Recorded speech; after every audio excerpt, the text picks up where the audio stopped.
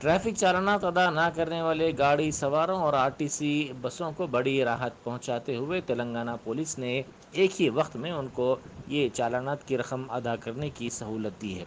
रियासत भर में 6 करोड़ चालानात हैं, जिनकी रकम 1750 करोड़ रुपए होती है। यकुम मार्च से इस पेशकश का आगाज होगा, जो 1 माह तक जारी रहेगी।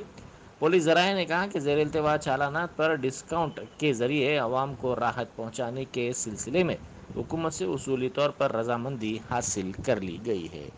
రేపు అంటే మార్చి 1 మొదలుకొని మార్చి 31 దాకా చలాన్స్ పెండెన్సీ ఏదైతే ఉన్నాయో మొత్తం తెలంగాణ రాష్ట్ర వ్యాప్తంగా కూడా దానికి సంబంధించినటువంటి ఆ చలాన్స్ని క్లియర్ చేసుకోవడానికి డిస్కౌంట్ పద్ధతిలో కూడా పోలీసు శాఖ ఒక ఫెసిలిటీని ఇవ్వడం జరిగింది.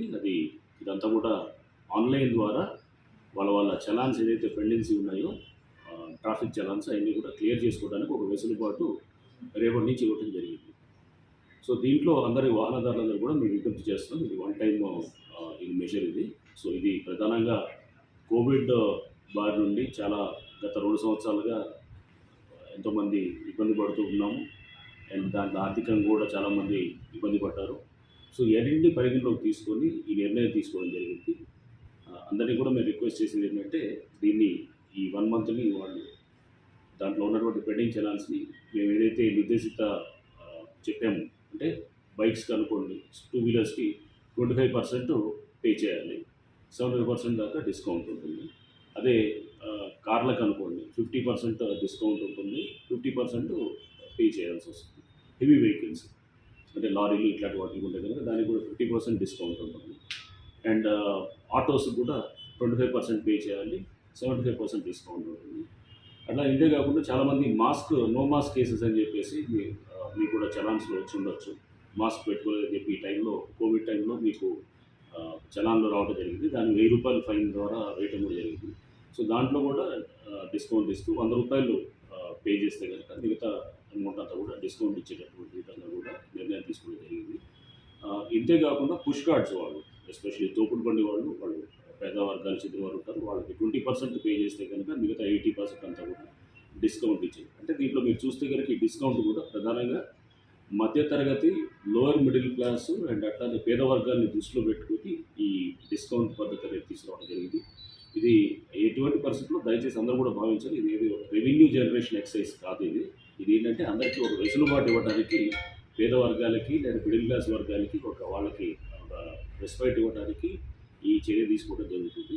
సో దీన్ని అందరూ కూడా దీని వెనకాల సదుద్దేశాన్ని అందరూ కూడా గ్రహించి దీన్ని ఈ చలాన్స్ని క్లియర్ చేసుకోవాలని చెప్పేసి మాకు హైదరాబాద్ కమిషనరేట్లో ఎంతవరకు ఉంది సార్? పర్మిట్ ఉన్నటువంటి ఆటోస్, పర్మిట్ లేని ఆటోస్ ఉంటాయి. పర్మిట్ ఉన్న ఆటోస్కి ఎటువంటి ఇబ్బంది లేదు. ఎందుకంటే ఆటో అసోసియేషన్సే వాళ్ళు మా దగ్గరికి అందరూ కూడా వచ్చి ఆటో యూనియన్స్ తరపు నుంచి వాళ్ళే రిపెయిన్ చేసి ఈ బయట అంటే సంబంధం లేని ఆటోస్ దీనికి ఇక్కడ ఎవరైతే పర్మిట్ లేకుండా ఉన్నాయో వివిధ జిల్లాల నుంచి వచ్చి ఇక్కడ తిరుగుతున్నాయని చెప్పేసి వాళ్ళు రిపెయిన్ చేస్తే దాని మీద మేమంతా కూడా డిస్కస్ చేసుకొని అది ఎందుకంటే ఇల్లీగల్ అయ్యింది, తిరగకూడదు. అది ఓన్లీ ఏదైతే పర్మిట్ ఉందో వాటినే పర్మిట్ చేయాలి. జిహెచ్ఎంసీ పరిధిలో ఏదైతే చేయాలనేది వాళ్ళు చేస్తారు.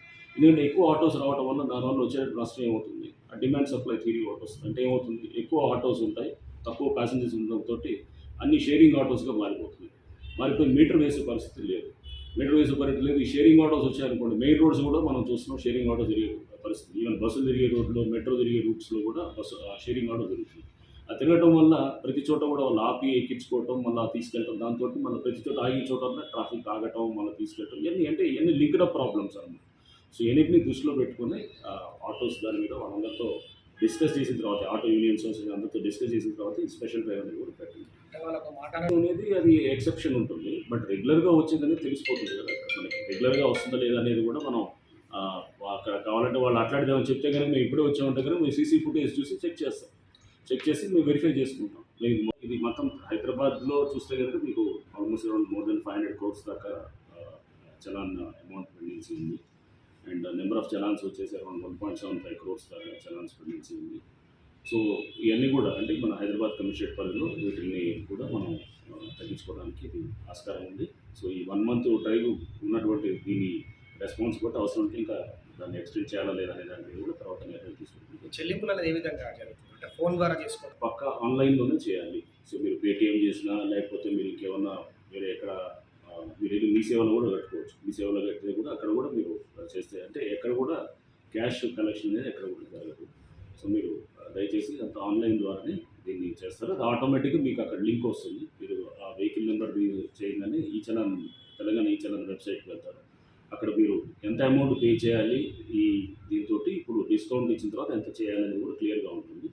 సో, అది క్లియర్‌గా దాంతో వచ్చిన తర్వాత అక్కడ మీరు క్లిక్ చేస్తే ఆటోమేటిక్‌గా మీకు పేమెంట్ అవుతుంది. సో, దీనికి కావాల్సినటువంటి అరేంజ్‌మెంట్స్ అంతా చేసాము.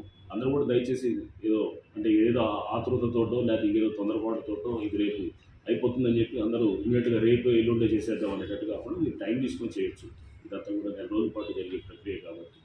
సో, అంతా హడావుడిగా అందరూ ఒకేసారి లక్షలాది మంది ఒకేసారి మేము కడదామనేటువంటి ఆ ట్రాఫిక్ అంటే ఆన్‌లైన్ ట్రాఫిక్ కూడా మేము నియంత్రించడానికి దానికి కావాల్సిన చర్యలు కూడా అన్నీ కూడా తీసుకోవడం జరిగింది. ఆటో వాళ్ళ గురించి ఆటోస్‌కి దీంట్లో క్లారిటీ ఇవ్వాలని అందరికీ కూడా మీ అందరికీ కూడా